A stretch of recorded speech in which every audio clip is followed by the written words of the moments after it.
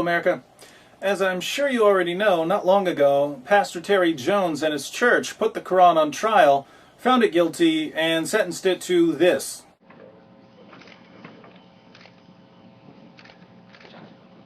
Now, I've said before that I'm against burning books and that I disagree with the actions of Pastor Jones, but that's the great thing about America. We're allowed to disagree. I can say, hey, Pastor Jones, I think book burning is backwards and barbaric. And he can say, too bad, these are desperate times. We're trying to make a point.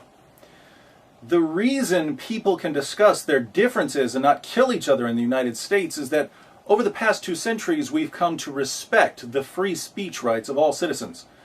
In countries that haven't learned to respect certain basic freedoms, disagreements often lead to violence and bloodshed, as you can see from the deadly protests in Afghanistan. This is why it's so disturbing that U.S. lawmakers are now apparently looking for ways to limit free speech about Islam. Senator Lindsey Graham recently said this. You know, I wish we could find some way to hold people accountable. Free speech is a great idea, but we're in a war. During World War II, you had limits on what you could say if it would inspire the enemy. Freedom of speech is a great idea, but not if it might lead to problems. As the mighty Patrick Henry said, give me liberty so long as it doesn't offend Muslims. Anytime we can push back here in America against actions like this that put our troops at risk, we ought to do it. The government needs to push back against free speech. Let me see if I've got this straight. The U.S. military and its allies are engaged in Operation Enduring Freedom in Afghanistan. One of the goals of this mission is to bring a lasting democracy to the Afghan people. Let's face it, we're trying to make Afghanistan more like the West, at least in terms of minority rights, women's rights, and so on. But according to Senator Graham, in order to make Afghanistan more like America, we have to make America more like Afghanistan. If we want to win Operation Enduring Freedom over there, we need to start Operation Enduring Sharia over here. Yes, if you want victory over the Taliban, just let the Taliban revise the Bill of Rights. Some people are worried that Senator Graham's plan, if successful, would be the beginning of Sharia in the United States. I hate to be the one to inform everyone, but we've already got Sharia in the United States. And no, I'm not talking about Dearborn, Michigan, where Judge Mark Summers and Judge Michael J. Callahan have ruled that police have probable cause to arrest a Christian, even if the Christian hasn't committed a crime and hasn't been accused of committing a crime.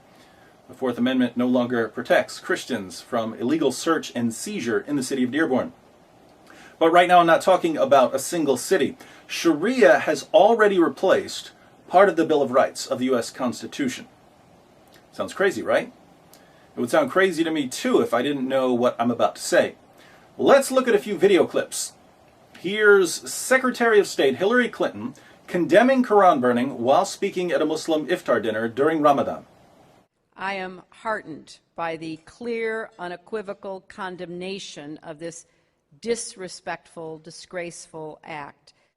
According to President Obama, God is against burning the Quran, and if you pray about it, the angels will tell you. And he says he's praying on it. Yeah, I hope he listens to those better angels. A few days ago, General David Petraeus, commander of the U.S. forces in Afghanistan, condemned Pastor Jones for burning the Holy Quran. We condemn the action of an individual in the United States who burned a Holy Quran. That action was hateful, it was intolerant, and it was extremely disrespectful. So, there you have it, the official position of U.S. leaders on burning a religious text.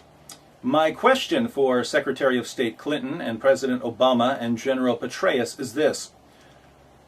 Do you think Americans are so dull, ignorant, stupid, slow-witted, and scatterbrained that we forgot about this little incident? Bibles written in Pashto and Dari, the 2 most common Afghan languages. Bibles sent by a church to a U.S. soldier in Afghanistan. Bibles that were later burned by the U.S. government. Who burned the Bibles? A bunch of Muslim radicals? Burned by the U.S. government. Who? A toothless hillbilly straight out of Deliverance? Burned by the U.S. government. The U.S. government? The U.S. government. But I thought only racist, intolerant bigots burned holy books. That's what I've been repeatedly told by the same government that burned these Bibles. It was their best judgment at the time. The best way to deal with it was to destroy them. And I understand that they were burned. Why would the U.S. government burn Bibles? The leadership confiscated these Bibles so they could not be distributed here in Afghanistan. I don't get it. Wouldn't the Muslims of Afghanistan welcome Christian evangelists with open arms on account of Islam being so peaceful and such? A U.S. military spokesman tells CNN that kind of religious outreach could have provoked a violent backlash against Americans in this devoutly Muslim nation. Interesting. You don't burn the Quran, because if you do, Muslims might go on a killing spree. But you do burn the Bible, because if you don't, Muslims might go on a killing spree. Islam has a proud tradition of tolerance. But why burn the Bibles? The decision was made to throw the Bibles away, and in war zones, U.S. troops are required to burn their trash. Ah, now I understand. You had to burn the Bibles because it's military policy to burn garbage. Would you like to know what the military's policy is when it comes to the Quran? I have here a copy of a Department of Defense memorandum distributed at Gitmo, explaining how U.S. soldiers are to handle the Quran if they absolutely must touch a copy. Check out the highlighted portion. Clean gloves will be put on in full view of the detainees prior to handling. 2 hands will be used at all times when handling the Quran in manner signaling respect and reverence. Care should be used so that the right hand is the primary one used to manipulate any part of the Quran due to the cultural association with the left hand. Handle the Quran as if it were a fragile piece of delicate art. The Holy Quran, the Holy Quran, the Holy Quran. According to U.S. government policy, you must handle the Quran with respect and reverence, as if it were a delicate piece of art. But feel free to burn the Bible, because that's just what you do with garbage. If you burn the Quran, the government will condemn your actions. If you burn the Bible, hey, had to be done.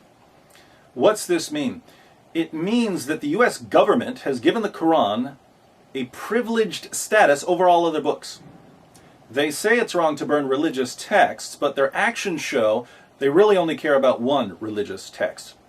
This means, of course, that the government has violated the Establishment Clause of the First Amendment. They're giving a special position to the Holy Book of Islam. And what has replaced the Establishment Clause? How about Surah 9, verse 33?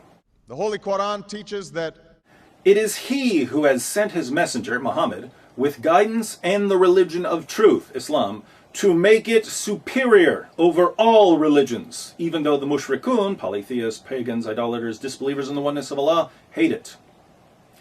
If you have a Quran, you might want to read this verse in context. Verse 29 commands Muslims to fight those who do not believe in Allah. Verse 30 condemns Christians and Jews and calls for our destruction. Verse 31 claims that Christians and Jews have abandoned pure monotheism. Verse 32 says that unbelievers try in vain to put out Allah's light. And finally, verse 33 declares that Allah will make Islam superior to all other religions. So our leaders are giving Islam the special treatment it demands. A Holy Quran, a Holy Quran, a Holy Quran. This is why, even though the vast majority of religiously motivated hate crimes in the U.S. are directed against Jews, we're having hearings on anti-Muslim bigotry. Why are Muslims more important than Jews? Surah 3, verse 110 says to Muslims, the Holy Quran tells us, you are the best of peoples ever raised up for mankind. Muslims are the best people in the world. But who are the worst people in the world? Jews, Christians, and other non-Muslims. Surah 98, verse 6. as the Holy Quran tells us, verily, those who disbelieve in the religion of Islam, the Quran, and Prophet Muhammad, from among the people of the Scripture, Jews and Christians, and al-mushrikun will abide in the fire of hell. They are the worst of creatures. We're the worst of creatures. Muslims are the best of peoples. That's what this book says, and it's obviously the official position of the U.S. government. Oh, I'm sorry. Should I be using my right hand, President Obama? I don't want the FBI kicking down my door. And I consider it part of my responsibility as President of the United States to fight against negative stereotypes of Islam wherever they appear. What Senator Graham is suggesting then isn't that we introduce Sharia into America. We've already done that. He's telling us we should find ways to expand the domain of Sharia. Come on, folks, it's already replaced part of the First Amendment. Why not finish the project and take out the free speech clause too? So, after fighting for our independence from Britain and vowing in the preamble of the Constitution that we would secure the blessings of liberty to ourselves and our posterity, after enduring a bloody war to end slavery and marching for women's rights, after defeating the Nazis and quarantining communism, America dies a quiet death under the knife of political correctness, leaving us with a strange, heterogeneous mixture of dwindling American greatness and Islamic supremacism. It's a brave new world, my friends. Welcome to Shariamerica, where becoming a dhimmi is a citizen's duty. Unless, of course, we decide to fight the power. In order to fight the powers that be.